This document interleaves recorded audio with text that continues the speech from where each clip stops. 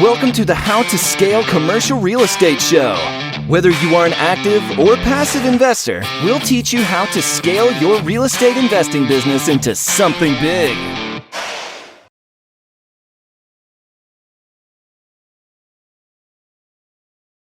Sarah, welcome to the show. Thank you very much for having me. I'm excited. Absolutely. It's my pleasure. Just if we can just jump right in, if you don't mind, if you can start really telling us, where you started in real estate, where you are now, and how you got there. Sure. So back in 2011, 2012, I went to the bank and talked to the financial advisor there, realized that we had no assets and a bunch of liabilities, had been working for a few years and nothing to show for it. So I decided to go home and started Googling how people become wealthy and build something enough to be able to retire early and all that stuff that I became very, I wouldn't say obsessed, but very intrigued by it and passionate of how I can have that early retirement and create that income where I didn't have to trade my time for money. And real estate kept coming back over and over. And in 2013, bought my first rental property, made tons of mistakes in the beginning. And I guess fast forward, that was 7 years ago. I just left my corporate 9-to-5 job in October. And, thanks to real estate.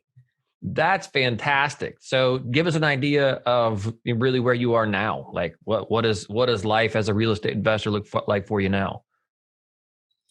Yeah. So, I'm still looking, I'm still buying, I'm still making offers. I've got 2 offers actually going in this week. But I think, for me at this point, I don't have to make somebody else rich. I can still focus on my own goals and I can still focus on my own time. That's really cool. Granted, obviously the pandemic, we, can't travel as much, but my whole thing was to be able to avoid the winters and, be in summer all year long, being in Ontario. Where my life is, I get to figure out how I want to schedule my time. I'm still doing podcasts myself. I'm still running a big real estate club, which is awesome and it's fun and it's passionate. So I'm still keeping myself busy, but I would say instead of working, 100 hours a week with a full-time job plus everything else, I'm probably down to about 20 hours, which is what I want to do. I still want to be active and be able to do that. But real estate's allowed me to create that income. And I'll tell you, it's time in the market. It's not about timing in, but, being able to create that cash flow and the appreciation, the mortgage pay down and scale over time has definitely helped me get to my goals of where I wanted to be. Now, new goals are going to happen, of course, but my first goal of quitting the 9-to-5 has happened. Right. That's fantastic. So how'd you do it? What was the process? Was there like a, hey, we're going to, buy this many rentals? Was it, hey, this is what the asset class we're going into? How'd you stay focused? Give us kind of the, background on that if you can. Yeah, sure. Originally it was buy and hold, and I didn't really have that big of a plan. And over time, after, the third, fourth property, I decided that there's likely an easier way to do this. And so we got into the BRRRR strategy: buy, renovate, rent, refinance, repeat. It just allowed us to make the right renovations to be able to recoup that money on the refinance once that property was done being renovated, and allowed us to be able to reuse the bank's money essentially to buy the next property. And so that's really helped drive the process a little bit faster. Since starting the process, essentially, when I say we, it's me, my spouse, Matt. He's not as involved, obviously, into the whole real estate piece, but very, very supportive. But I think part of it was also being able to control all of our assets, right? So we didn't have a JV partner at that point in time for any of them. So if I wanted to make some of them short-term rentals to increase and boost the cash flow, I had the ability to do that. If I wanted to refinance some of them to go into, the next deal, I didn't have to go and ask anybody for that as well. So having that full control obviously helped. Right. Yeah. Now I am looking at JVs because I think it's a win-win regardless, but I think it was important for me to build my nest egg portfolio first and foremost. Right. So what are you guys investing in now? I mean, it's anything from conversions like a single family duplex conversion, triplex, small multis. There's still some singles, cottage rentals, and we do some medium term type of executive rentals as well. Right. But it's essentially residential. I am looking for larger multifamilies. They're a little bit harder to come across where we're looking, but I am going to be adding some of that to the portfolio too. Right. But if you're adding, duplexes and triplexes and things like that, you've established some sort of systems along the way, both from a acquisition, management, operations side of things. Can you kind of walk us through some of that and how you develop that over time? Sorry, you cut out there. Repeat that question. Sure. So I was saying that, and we can edit, all the jitters out of this.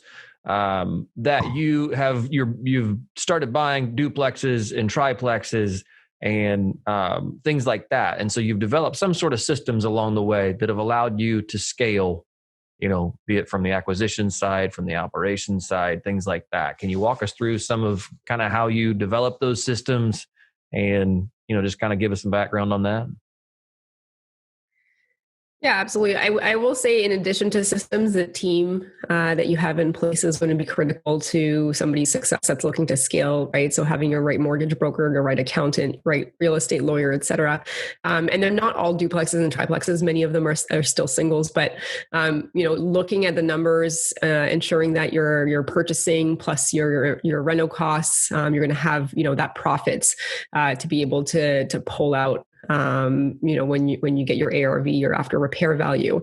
In terms of processes, I mean, really there's processes in every step, right? Let's just say, for example, the rental process. I've developed a whole process around screening and finding tenants so that I don't have to deal with, the horrible tenants, and no tenant is going to come into my property that also wants to live there forever, because in Ontario, where I am, market rents go up so much. So if their plan is a forever home, no matter how great they are, they're probably not going to move into my property. So there's definitely processes along the way that get developed. I mean, in terms of renovations, I've done it both ways, where I've hired a contractor or I've been the contractor and hired people and tradespeople separately, right? So, one takes more time than the other, one costs more money than the other. It kind of depends on how you want to do that. But, and then just in terms of buying, I think just strategizing and working with your team and your mortgage broker and figuring out, okay, where are my next two coming from? Where are my next three coming from? Like in order to scale, like, who am I going to in terms of a lender, and working that goal with them as well. And then, even just the planning. I mean, the planning on when you're refinancing, you're utilizing that money into the next deal, figuring out if we're going to do a HELOC or a cash out refi, and the differences between the two. So I think there's always going to be processes, right, for every of the steps. Buy, renovate, rent, refinance, repeat. And they are going to be, I think, a little bit different between all the different strategies, right? So if you're flipping, obviously your process is going to be different. If you're a landlord, your process is going to be a little bit different. But I think as a BRRRR investor, you've got to really know you've got to have tight processes for flipping and for being a landlord, because it's essentially both of those things into one. Walk us through some of the mistakes, and actually I'm gonna edit this out, but I'm gonna stop my video if you don't mind. Maybe we'll get a better signal here. Be less video going across my cheap little Wi-Fi. So walk us through. We're gonna jump back in. They'll again edit this out, but walk us through the process from when you said you bought the first one, you made a bunch of mistakes, and then you kept going. So what were some of those things you learned, and kind of how did you course correct from there? Yeah, I mean, we've made almost all the mistakes in the book, but I think that a few big ones was just renting to friends and family, and definitely not necessarily a good idea.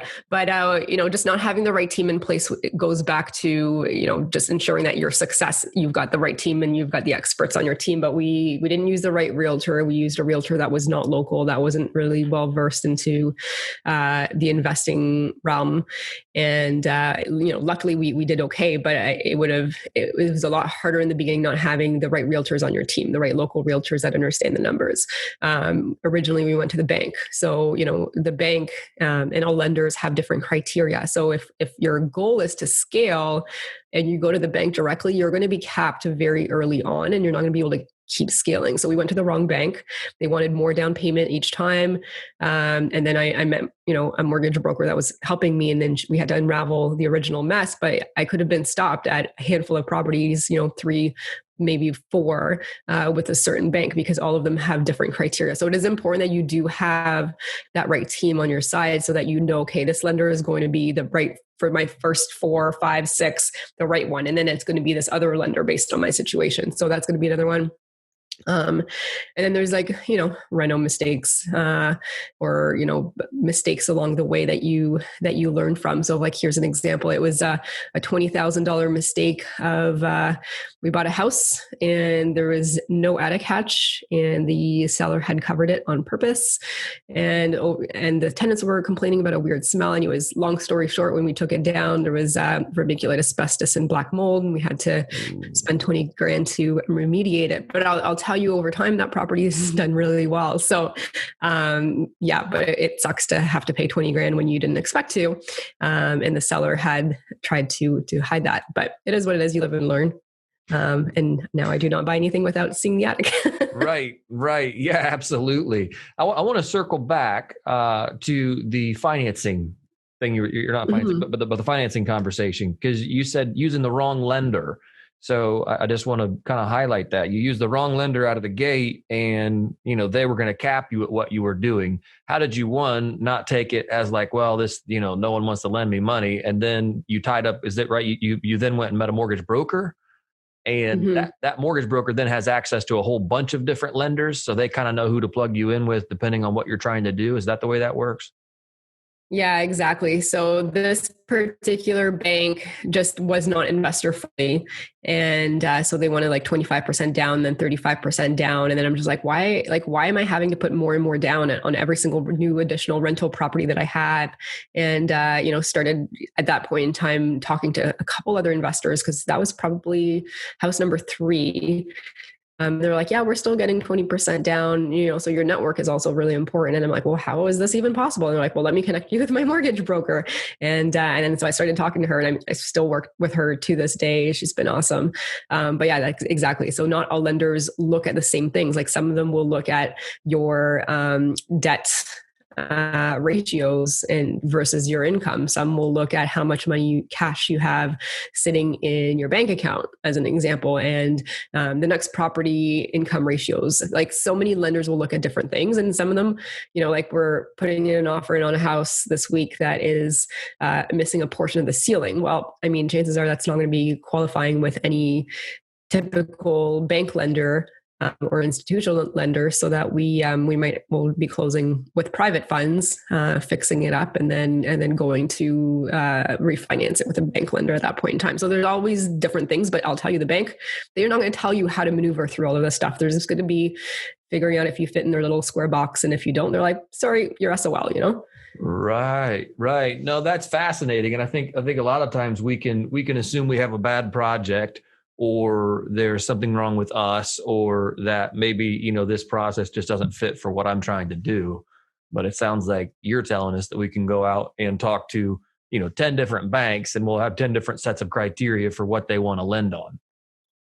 Yeah. And it's not just banks too. There's trust companies, there's credit unions, there's lots of different options too, because the banks, if you have a T4 income, they'll love you. But if you're self-employed, or, you're not showing the same amount of income that because obviously from a tax perspective, why would you if you don't need to?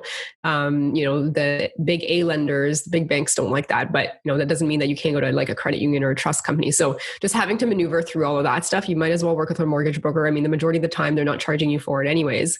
And they're working for you, and they're going to be the same person next time you're going to buy your second and your third house, versus a bank person. You're going to have a different person each time. The good ones get promoted and leave. Right. Yeah. And I think that's a golden takeaway. Find somebody that knows exactly who to plug you in with, depending on what you're trying to do. And that's something that, I've always worked directly with banks, and I have, a great relationship with banks, but have not taken that next step, maybe to finding somebody that could either find us more favorable terms, or just help us get the deals done. So that's really great. Talk to us a little bit about your team. Like, how did you develop your team? Is it just you? Is it, kind of, how did you flesh that part of your business out? Yeah, I mean, so right now I'm still self-managing. So my team essentially is a core team, and then it's a local team, right? So I basically have a mortgage broker on my team. I have a real estate investing lawyer. I have an accountant. I have a paralegal. I've got my inspector. I've got my contractors, my realtors, depending on where I'm looking and investing. Some of them will differ at that point in time. And that takes quite a long time to build. And if you can, utilize your maybe it's a mentor or coach's team or somebody else, like it will help you get there a lot faster, because they'll know how to help you and how to help you towards your goals. Originally, I just didn't, I kind of winged it in the beginning, where I just picked a realtor I knew, and I picked the banks, as I mentioned, and I really didn't have an accountant per se that was, investing themselves or in real estate investing as a specialty. So all of that stuff, like that's essentially really my team. Otherwise, I orchestrate and delegate to basically to them and what I'm looking for, and having them help me towards my goals. Right. And it sounds like all of those team members are really third-party members. They're not in-house people for you. Correct. Right. No, that's awesome. At this point, it's been manageable to be able to do with that like that. I'll tell you who's actually in house for me is not necessarily, people that help me on the real estate investing piece, but I hired a chef because I hate cooking and I don't want to, spend time on that. Right. Cleaner, snow removal company. I basically hired people to remove non-important tasks from my plate so that I can focus on this stuff.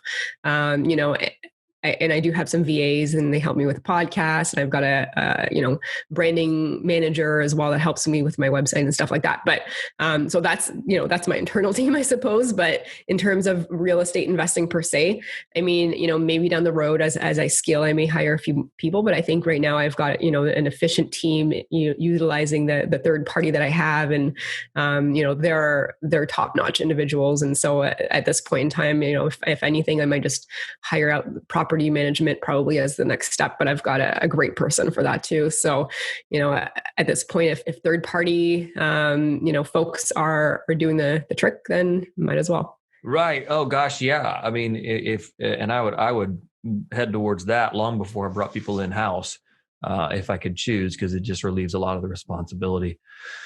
For obviously when they're not they're working directly for you, you don't have to keep them busy every day. So, if there's not stuff for them to do, then it's not costing you anything. So that's absolutely fantastic. Let's jump into the final four here. Sure. If you were to distill everything you know and take it down to one piece of advice for an aspiring investor, what would that one piece of advice be? I would just say, pick a strategy and stick to it, and avoid the shiny penny syndrome, because everybody is going to be successful in a different strategy or different market. And if you just keep saying, oh, I should do that, and not do anything, you're going to be in the same spot. So pick your strategy, pick it based on, how much experience and time that you have, and also your time horizon, your goals. And then just stick to it. Cause I mean, I've been successful doing the BRRRR strategy, but somebody else could be really successful doing land development or commercial real estate or rent to own or whatever else, you name it. Right. But just pick it, learn it, dissect it, know it inside out, create processes around it, build your team around that strategy, and stick to that. That's awesome. When it comes to investing in yourself, what's one thing you're currently doing to stay on top of your game? I am going to the gym every day, doing yoga twice a week. So I'm really focusing on just feeling good overall so that I can focus on the rest of my business, reading, and obviously I love podcasts Sure. and all that good stuff. But, I definitely, want to stay in shape physically and mentally. And so everything around that I think is really important too. That's awesome. When it comes to investing in the world, what's one thing you're doing to make the world a better place? I mean, I like to share my knowledge and my feedback with others. I have a niece. I just sent her the Rich Dad Poor Dad book, and I'm making her read it and summarize every single chapter back to me. But the more I can share my story, the more I can inspire and give that motivation and the ability for others to be able to do this too. Then, quit your job early. There's no reason you have to work for 40 years. Right. The REITE Club, it's also free as well to join, the REITEClub.com. Lots of Canadian real estate content on that we're giving back. There's 4 of us there. And the podcast. Fantastic. And that was my next question, was going to be, how do we get in touch with you? SarahLarbi.com is my website. They can reach out there or send me an email, which is sarah@sarahlarbi.com, or Instagram, which is investor Sarah Larbi. That's awesome. Sarah, thanks so much for your time today. Certainly appreciate it. And it was a pleasure having you on. Thanks very much for having me.